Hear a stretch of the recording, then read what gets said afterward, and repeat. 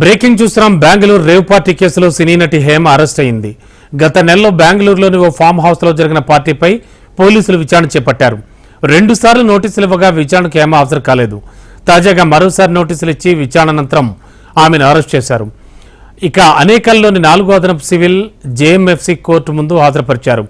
June 14 వరకు judicial custody విధిస్తూ ఆదేశాలు జారీ చేశారు.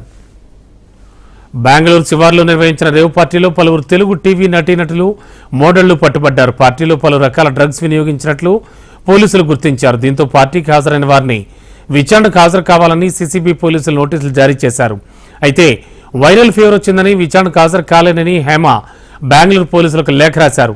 విచారణకు హాజరు కావడానికి ఇంకాస్త సమయం కావాలని కోరారు. అయితే హేమ అభ్యర్థనను సీసీబీ పోలీసులు పరిగణలోకి తీసుకోలేదు.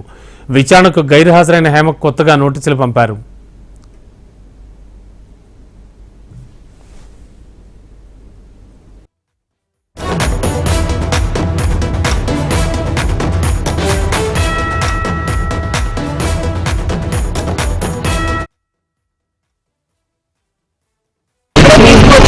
నేను అసలు ఆ వీడియో పెట్టింది కూడా హైదరాబాద్ నుంచి ఇక్కడ నుంచి కాదు.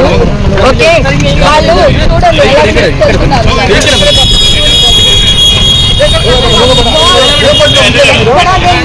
నేను వచ్చేసాను, నేను అక్కడ లేను. బర్త్డే కేక్ కట్ చేసినట్టు నేను బయటకు వచ్చేసాను. నేను హైదరాబాద్ వచ్చేసాను. నేను మా ఇంట్లోంచి బిర్యానీ వీడియో పెట్టాను. నేను వీళ్ళెవ్వరు ఏం టెస్టులు తీసుకోలేదు, నాకు పాజిటివ్ రాలేదు.